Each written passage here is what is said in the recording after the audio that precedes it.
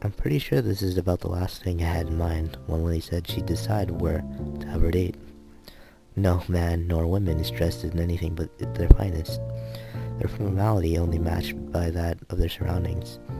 Rich red wallpaper adorns the walls as the city light falls below flicker and glow, combined with the ambient hum of quiet and speech and the high-pitched clattering of cutlery and wine glasses. The mood is fairly formal, yet relaxed enough for me to feel not too uptight despite this being our first real date. Once we get seated, our waiter leaves to attend to others with quite a quick bow after an appreciative nod from Lily. Far from depending on my help, Lily manages to navigate herself around surprisingly easy. So far, despite the unfamiliar environment, a light brush here and there, she's generally quite deft at orientating herself as needed. Wow. My eyes look to Lily's. I can tell from her face she's listening to her surroundings just as hard as I'm looking. Though, truth be told, my eyes are lingering on her each time they sweep across the room. The red shinigazm she's wearing accentuates her figure very well and shows off her legs. Even her hair is done up, and the scent of her perfume is just noticeable. While a black suit may be a rental, I managed to select an appropriate one. It feels surprisingly comfortable considering I've so rarely worn one, and fits the setting just as well as Lily's attire. I guess this is a new experience for both of us then. She turned somewhat sheepish. I've never come to a place such as this before, no. I really like this. Oh, I really like this picture. One hell of a first date, that's for sure. It's gonna be pretty hard for me to top this. Small giggle, even now, her nervousness is dissipating. Her hand skates along the center of the table until it touches the menu, which she takes in both hands and brings it to her face. Miss Hal? As she lowers the beige laminated sheet just below her eyes, I can see another sheepish look. I doubt asking the waiter for a menu in Braille would be productive. I can read that for you, no problem. I take mine and give it to a quick read, with a small grin faltering. Perhaps there is... What's wrong? There's quite a few items on here, and I'm not completely sure how to pronounce a couple of them. One fine cuisine after another is listed. Most may be in Japanese, but a few are in English and French. I guess it's to be expected, but I have no idea what's in some of these. Oh, this is one I recognize. Wait, hang on. You can cook that? A small giggle of amusement comes from behind the paper sheet. Well, I could read them all out, but it'd take a few hours.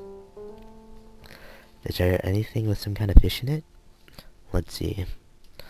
No. Aren't those poisonous? No. Do you eat that stuff? No. Here we go. A tuna salad seems to be a good bet. From the picture, it looks like it's pretty filling as well. That seems to be a reasonable, safe option. Let's order two then. I'm pretty sure a couple of these dishes are from poisonous animals. I've had enough deadly run-ins from now. Well, he maintains a smile, but there's a distinct lack of laughter. Black humor mustn't be her cup of tea, though. To be honest, I don't find it extremely funny either. There's quite a few interesting smells wafting around. The same is true of the site, I assume. I've never been anywhere like this. I fancy Japanese tea house on occasion or two, but never anything this lavish nor European in styling. Before another word can be said, a portly waiter is dressing tight vest appears at her table and takes her orders. Pon cow, tuna, salad, Nick, quiz, please, two. What? I hope I didn't mess up the pronunciation of that too badly. Even if I did, he doesn't show it. May I have a glass of Chardonnay, please? Miss Al? Oh, the same. As the waiter nods and leaves, I suddenly realize that what I said by absentmindedly mimicking Lily's answer. I regret it quickly. alcohol. Only a bit. Jeez. Well, you're an alcoholic. Not really. Not really. She's not an alcoholic. The girls had an odd propensity to getting hooked on things, I swear. Surprising that they didn't ask for identification. Then again, I guess we both do look mature for our age. I have to take your word for it. I'll add that this isn't what I'd call the type of place to ask such things, though. Good point. We both relax a little in our seats, trying to take our minds off the choking formality of the surroundings. As soon as we do, the same waiter appears at the table with 2 empty glasses and a bottle, the contents of which are quickly and professionally poured into the former. Oh my god. We pour both not politely as he leaves. Slowly taking your glass and gently moving it from side to side. The liquid inside glistens as it moves around in the glass. I have to admit, it makes me feel a little less regretful for ordering the same. I guess it must take effort to judge how the liquid inside is acting based on its center of balance. Maybe it's like her origami, taking every little chance to practice her dexterity. I guess I'm not surprised that you know about a place like this. Though, those who have money would, I suppose. This reminds me of just how completely different our upbringings were. In Imaku, it's easy to forget about our social and economic disparity between students all wearing the same uniform, living in the same dormitories. Well, Akira was the one to tell me of it. She's come here before apparently. So this is what they were conspiring about on Friday, yeah. And you chastised me for cheating? That's not cheating, it's simply making use of personal contacts. If you say so. Still, I get the feeling you're more familiar with that kind of restaurant than I am. She pauses for a moment, a wistful look on her face before softly smiling. The compliment seems to brighten her mood. You can thank my former school for that. If I were to appear any less, they'd be gravely disappointed. She mentioned our previous schooling before, but now, I'm kinda curious. She seems to have a lot about her, think about a lot of her past, so I don't see any problem in asking. What was that like? It was prestigious, all girls and Catholic. These facts made my parents choose it from me. Many wealthy families sent their daughters there. From how it sounds, life must have been pretty strict. I wouldn't say it was a bad experience, but you're quite right. It was very strict. Thankfully, I managed to adapt well enough to make a number of friends. Unfortunately, the same can't be said for my sister.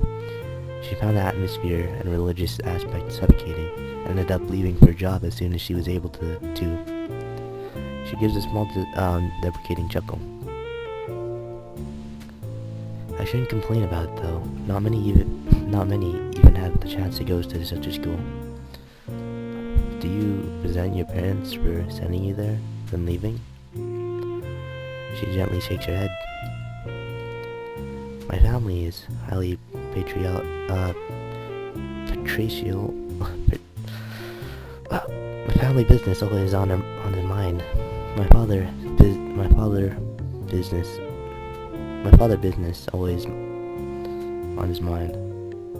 Okay, was entirely lost to what to do with me. I botched that. In the end, he made the decision that my education was a higher priority than staying with the family. He simply did what he thought was best. To say such things so easily. What an unbelievable girl. That said, I'm almost surprised that she doesn't think her blindness played any part at all. Though, maybe I'm being too harsh on her family. You're too kind-hearted, you know that? Most would hate their parents for something like that. Well, some do. Obviously, oblivious to my raised eyebrow. She takes a sip from her glass. The wine slips down effortlessly, her fondness for it evidently helping her deal with the flavor of alcohol. I can't say the same goes for me. What of yourself? What was your schooling like? Mine? Let's see. It was a fairly normal public school, I suppose. Maybe a bit busier than norm. I did quite well in class and played in the soccer club. Since I am an only child, my parents both worked a lot. I wanted most of my free time and money at the arcade with my friends. No matter how much I played though, I never managed to beat Mei at any of the machines. Even Takumi and Shin lost to her whenever they tried. Then I'd be left trying to be the responsible adult when Shin and Mei fought again.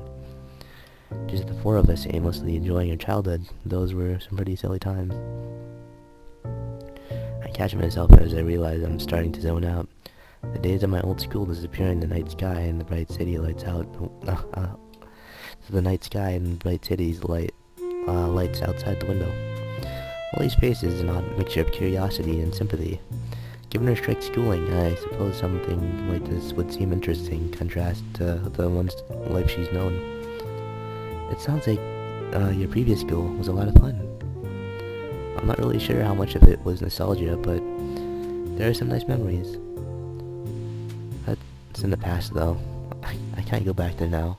But through my accident, I found new life I never have imagined leading.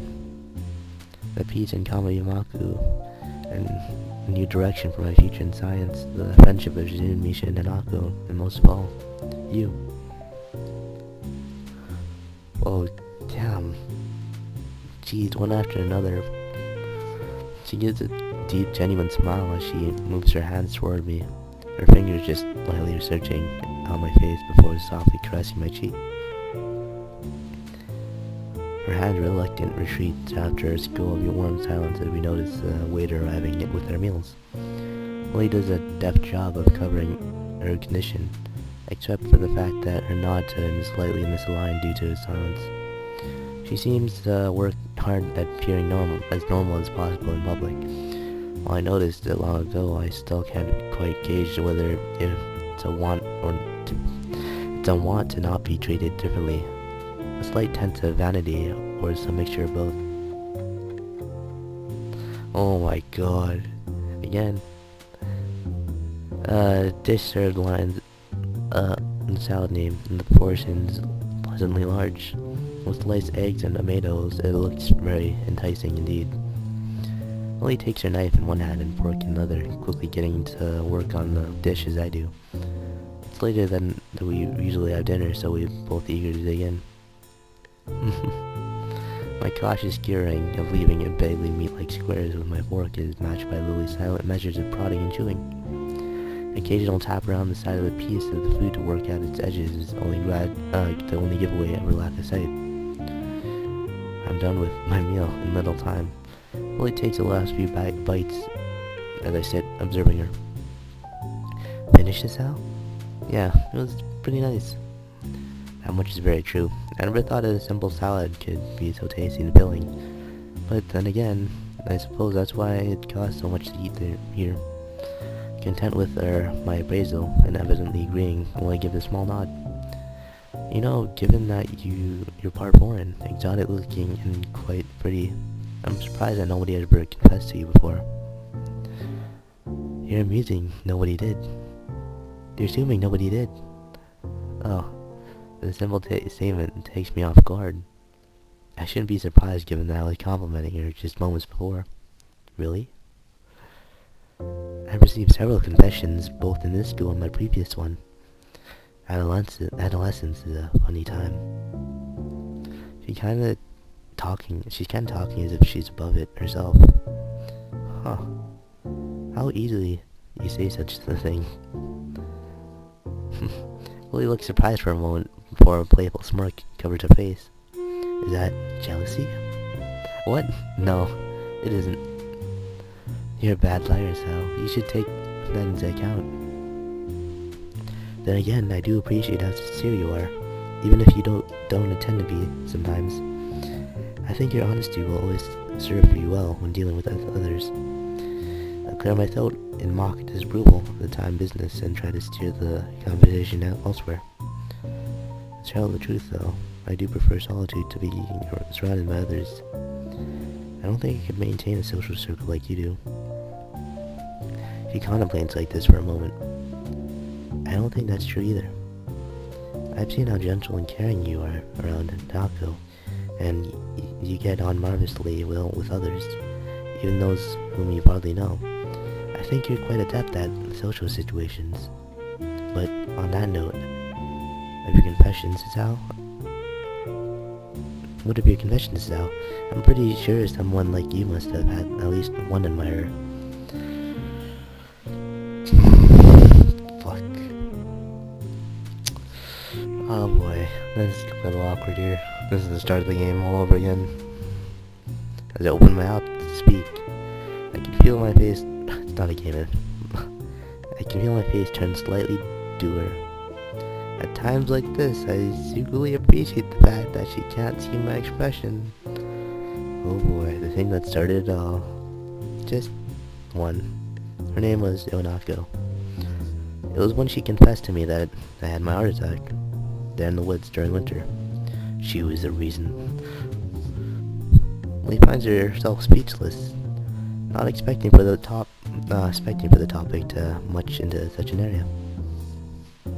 My condition has always been something of a concern for her, something that I strive to minimize despite my body's best efforts to the contrary. Afterwards, she visited me for a while when I was in the hospital. For a week she came in and talked. It was usually just small talk or classroom gossip, but that was enough. Eventually, she just stopped coming. She was there every day, then every other day, then once a week, then finally, one day, she just stopped visiting entirely. Did you ever see her again? Wrapped in my own little world, I shake my head before remembering the futility of the gesture. First off, let's save. Alright, I guess, I wrapped around my little world to shake my head before remembering the futility of the gesture. Let's mention the letter. The memory of that single letter Iwanako sent me comes back to my mind.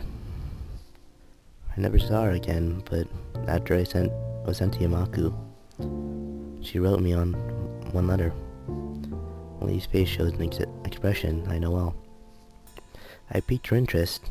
I'd be slightly offended that it's simply a matter of curiosity for her, but she's never been very good at masking her reactions.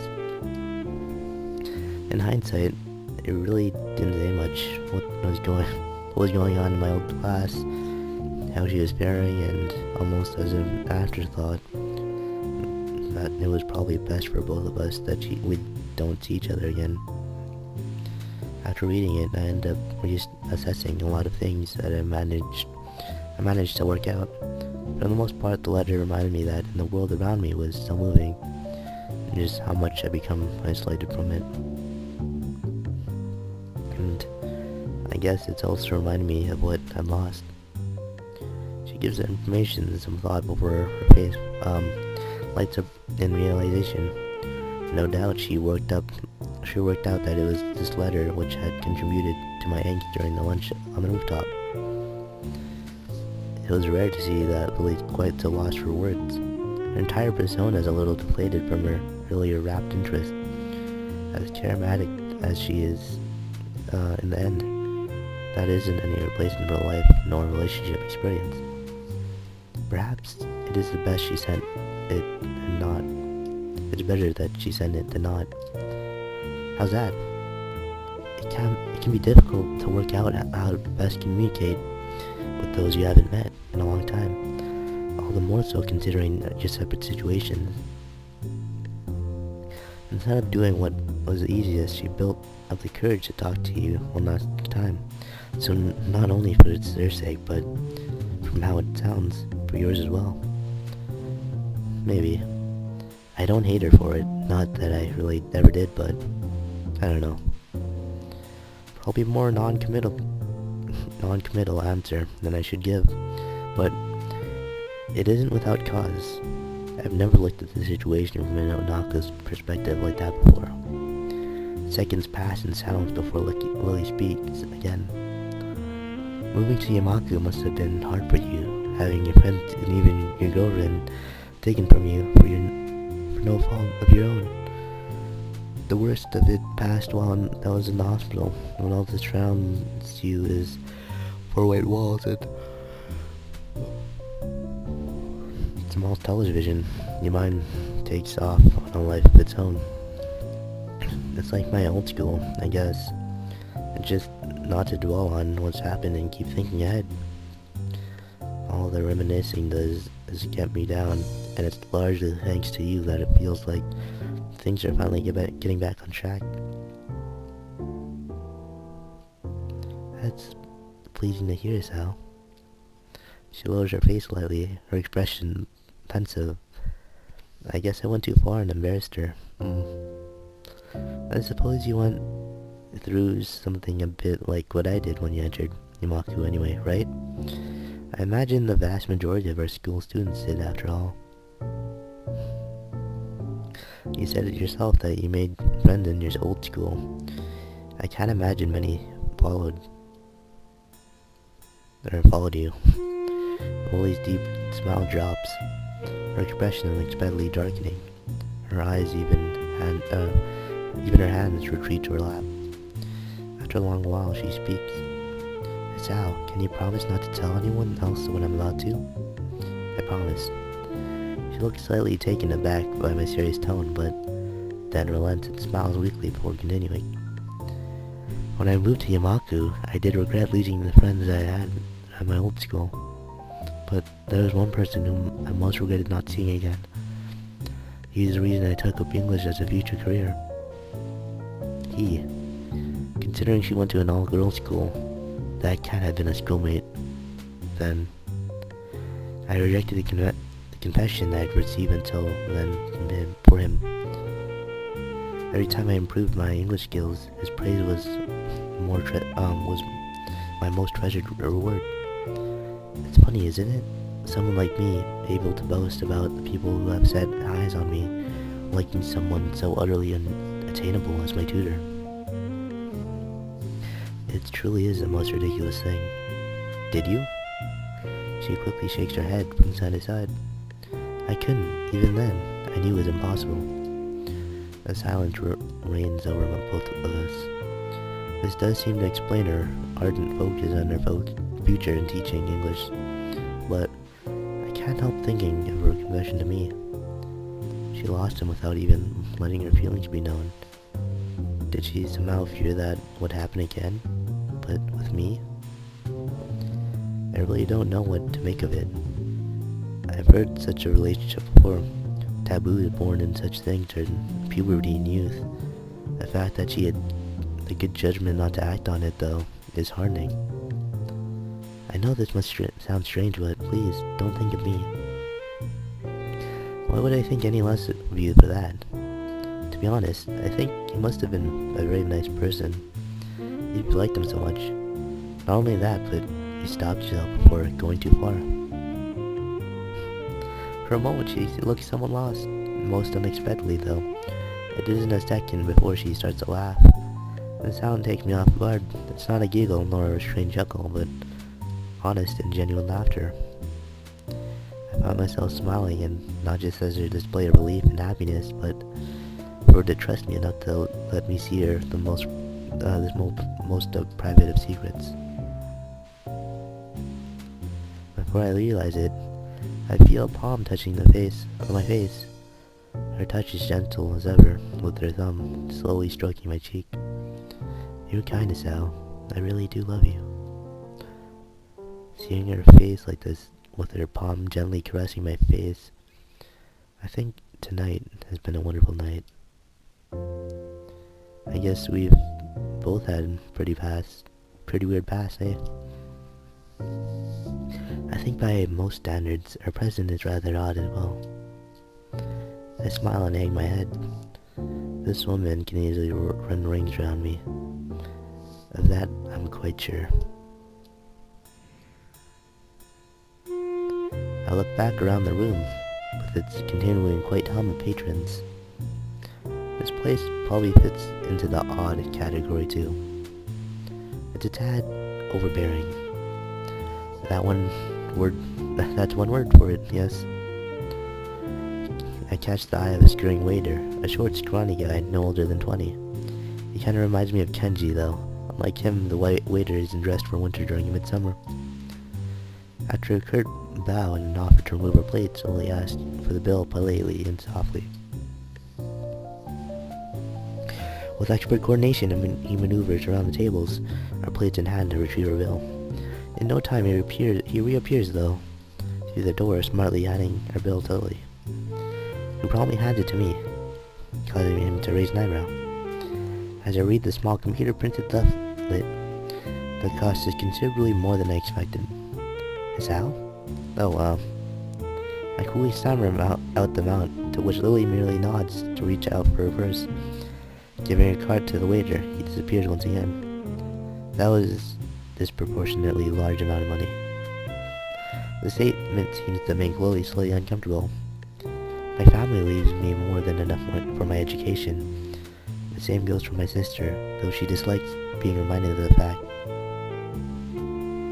That said, I too dislike throwing money about, but this one time, I think I can make an exception, just for you. Not only did you choose our date, but you paid for both of us as well. I take the bridge on my nose and my finger. I can't believe how high you have set the bar for our next date. She gives a small giggle. I'll be looking forward to it, Sal. The waiter reappears beside us, as if by magic, hands a card back to her.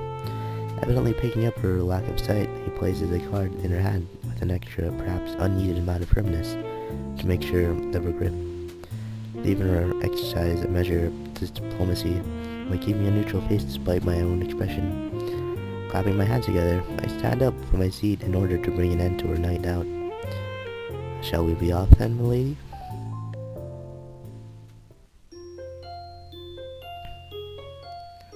That was really nice. There are a lot of nice moments.